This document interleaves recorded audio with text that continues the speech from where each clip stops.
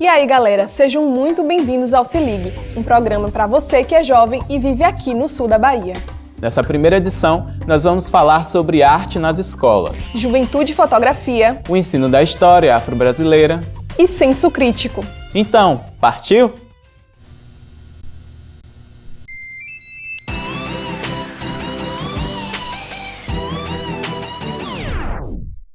A arte tem um papel fundamental na construção do caráter de uma pessoa. Concorda, Paulo?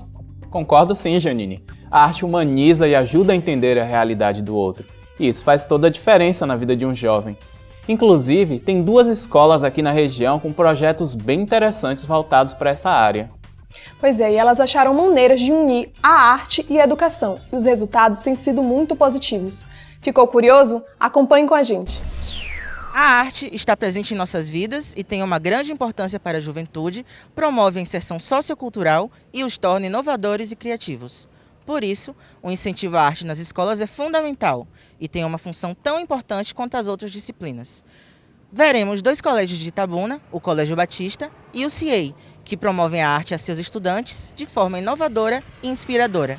Estes são Davi e Emily, alunos do Colégio Batista de Itabuna e que fazem parte dos projetos de arte do colégio. Aqui a gente pode ver a arte em diversas matérias. As principais que a gente tem interação direta assim, é a música, a matéria própria de artes e literatura.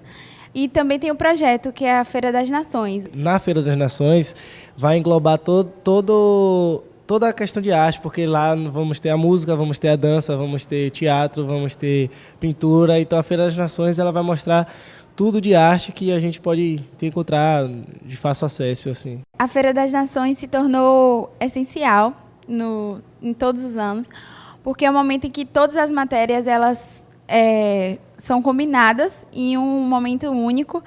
E lá, cada aluno pode apresentar exatamente o grau de conhecimento dele, o que ele sabe, cada sala pode apresentar de inúmeras maneiras, através de coreografia, cantos, poemas, várias coisas. Fomos ao CIEI, o Complexo Integrado de Educação de Itabuna, falar com Silvia Smith Lima, atriz regional e professora. Ela é uma das responsáveis pelos projetos de arte do colégio. Desde 2016, nós aderimos à modalidade de ensino integral e também a uma parceria com a Universidade Federal do Sul da Bahia, que inclusive tem em sua grade de cursos, oferta o curso de artes. A partir de então, nós criamos uma metodologia de aprendizagem diferenciada que a gente considera inovadora e chamamos de estações dos saberes. Então o aluno pode frequentar oficinas de teatro, de dança, de música, de cinema, de artes plásticas, de grafite, a sua livre escolha. Mais importante de tudo, né, nós que somos de escola pública, a gente tem que garantir que na escola a gente tenha cada vez mais espaço para as atividades artísticas, até porque é através da arte que a gente humaniza. Através da arte a gente pode preparar não só o cidadão participativo, mas aquele ser humano mais humano, aquele ser humano capaz de lidar com a diferença, capaz de entender a si próprio, a sua própria diversidade, capaz de respeitar o outro, entender a diversidade em todas as formas que elas se apresentam na sociedade e poder conviver melhor. Precisamos de mais iniciativas como esta. Você aí que está assistindo ao nosso programa, certamente está vendo pelo celular, não é? Sabia que aproximadamente 67% da população mundial possui celulares? Isso mesmo, Paulo. E com o constante desenvolvimento tecnológico desses aparelhos, de algum modo com preços acessíveis, muitas pessoas também têm em mãos uma câmera fotográfica. Por isso, é importante ter responsabilidade não só com o que você fotografa, mas também com as fotos que você repassa. A juventude adora as câmeras. Eles tiram fotos, editam, compartilham e comentam. Muitas vezes a fotografia vira até brincadeira. É o que dizem os alunos do Colégio Estadual do Salobrinho. Produzidos em grandes linhas de montagem, os modelos mais avançados causam filas a cada lançamento. Como muita gente anda com a câmera no bolso, elas têm substituído até os autógrafos. A popularização dos smartphones e câmeras também trouxe problemas. Passamos cada vez mais tempos conectados, obcecados com nossos próprios retratos. O chinês Wu Weioning ganhou popularidade com suas selfies em locais perigosos. Morreu em 2017 em busca de um prêmio de $15 mil para um tratamento de sua mãe. Pensando nessas questões complicadas, a professora Ana Luísa discutiu a fotografia na juventude com seus alunos. Um assunto muito relacionado à vida deles e a gente não sabe como é que esses jovens hoje estão relacionados e estão se relacionando com a fotografia. Diversas polêmicas das fotografias, como os nudes, afetam a vida dos jovens. As meninas, às vezes, a gente alertar, porque estão em formação, 14, 15 anos, às vezes tira, né, aquela foto sensual e vou mandar para o meu namorado, confio nele, ele não vai divulgar. É como eu falei, mas depois que se separa, o namoradinho não é um namoradinho, não é amigo. Eu já ouvi falar assim de alguma amiga, ela ficou muito nervosa assim na hora, ficou retada que espalharam coisa dela. Ela pediu para a pessoa pagar, mas demorou muito tempo assim para pagar, depois que todo mundo viu. Para combater o vazamento de nudes na internet, o Instituto SaferNet realizou uma campanha instruindo as vítimas a buscar apoio de alguém de confiança, guardar evidências e denunciar. Outro exemplo é a publicação de imagens de menores na criminalidade. A pessoa tá ali, tomou um tiro, aí tem uns que nem socorre a pessoa, aí vai lá tirar foto dela ali. No entanto, se fosse aqui no Salobrinho, uma pessoa daqui, ou eu, você, quem fosse, um acidente de carro, né, um assassinato, a gente já estaria lá estampado. Mas por que a escola não falou de fotografia, a família também não vai falar? Então, é preciso os dois estabelecer essa parceria. Da aula dela, achei assim que foi uma experiência fotográfica muito legal, assim, aprender, vai que nós gostamos, assim, ter uma área no futuramente. Tem esse lado positivo e alguns deles também podem se encontrar, ser uma profissão a seguir, né, tirar na vida deles e também de saber como utilizar por um lado bom.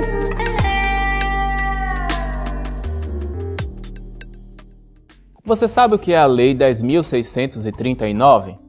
Essa lei determina que os livros didáticos incluam a história e a cultura afro-brasileira e africana. Pois é, Paulo, é muito importante reafirmar a contribuição de homens e mulheres negras na nossa sociedade, principalmente aqui, na Bahia.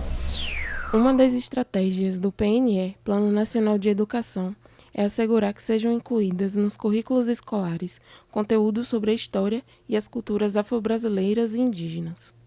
Viemos aqui no Teotônio Vilela conhecer o projeto A Mulher Negra, Força que se Explica, que é realizado há 5 anos na Escola Municipal Teóclides de Andrade. É um projeto que surgiu da área do conhecimento, língua portuguesa, artes e filosofia, onde a gente pretendeu trabalhar essa questão racial, mas trazendo um viés da mulher negra, porque quando a gente tomou conhecimento do dia 25 de julho, como o Dia da Mulher Negra Afro-Latino-Caribenha, a gente achou interessante trazer isso para a escola, mas não só trazer a data, mas como a partir dessa data a gente pode ressignificar a nossa situação na condição de afrodescendente no país. A ideia é garantir a visibilidade ao pensamento de importantes intelectuais negros e valorizar toda a cultura que foi herdada do continente africano.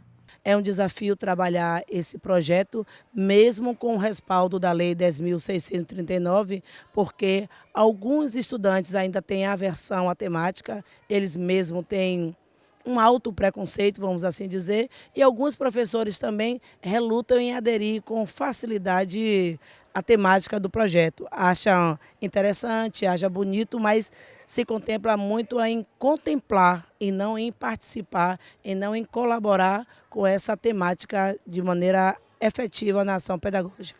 Eu, particularmente, começo no dia 25 de julho, que é o Dia da Mulher Negra Latino-Americana e Caribenha, e a gente traz essas reflexões sobre racismo, a presença da mulher negra na sociedade, feminicídio, genocídio da população negra, esses números sempre na matemática, estatísticas e essa reflexão.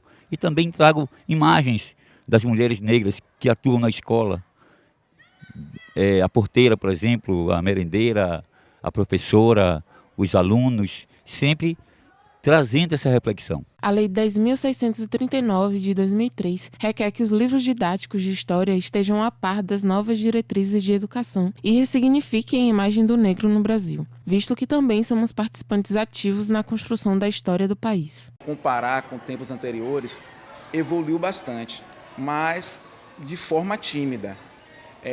Muitas coisas que são trabalhadas, né, a partir de pesquisas feitas tanto pelos professores e principalmente pelos alunos, para que aumente mais o material didático. Projetos como esse são essenciais para que seja possível a construção identitária e conscientização de jovens negros e negras. Janine, você costuma exercitar o seu senso crítico? Claro que sim, Paulo, e existem muitas formas de se fazer isso, por exemplo, ler, questionar e debater. Será que no Brasil e aqui na região as pessoas costumam apurar o senso crítico? A gente te responde agora. O que é senso crítico? Rapaz... Você começar a se perguntar se aquilo que você vê é realmente verdade. A pessoa saber se situar. É uma maneira da gente interagir melhor com o mundo. Pegar aquela situação e pensar para além do óbvio, né? Pensar para além do que é comum, do senso comum. Senso crítico é o exercício da autonomia, da reflexão autônoma, do pensamento autônomo na vida da pessoa. Não é a realidade mascarada, nem a realidade que os outros mostram, mas a realidade como verdadeiramente ela é, vista pelo sujeito dessa forma. Segundo dados do PISA, Programa Internacional de Avaliação de Estudantes de 2016, o Brasil caiu no ranking mundial de educação em ciências, literatura e matemática, alcançando os piores índices mundiais de educação, ficando atrás de países como Trinidad e Tobago, Costa Rica, Catar, Colômbia e Indonésia.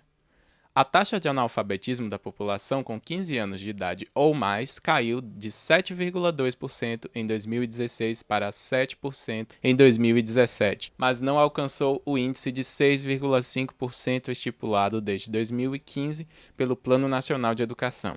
Há uma diferença, né, entre os alunos da escola pública e da escola privada, mas a gente percebe que talvez nenhum dos dois públicos saiba diretamente o que é o senso crítico.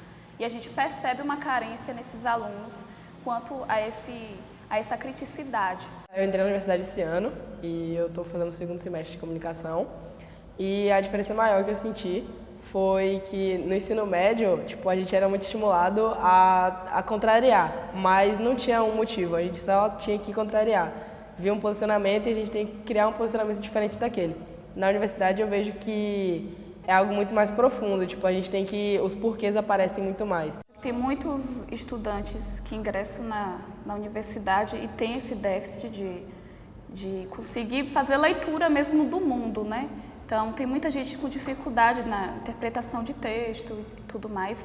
E eu acho que isso se deve realmente à formação dele durante o ensino básico. O sujeito que não consegue ver essa realidade como ela é, ele vê pelos olhos dos outros, pelo discurso dos outros, pela fala dos outros, e ele acredita nesse discurso como sendo dele, quando na verdade não é. Isso é a falta do senso crítico. Apesar de a educação brasileira não colaborar como deveria para a formação de qualidade que é direito de cada um, ainda assim é possível desenvolver o senso crítico, pois para isso não precisa necessariamente da escola, apesar de a escola ser um dos guias. Então, galera, o programa acabou. Mas se liga que na semana que vem tem a próxima edição neste mesmo canal. Aproveita e dá um joinha aqui embaixo, compartilha o vídeo com seus amigos e se inscreve no nosso canal. Tchau, galera! Tchau, galera!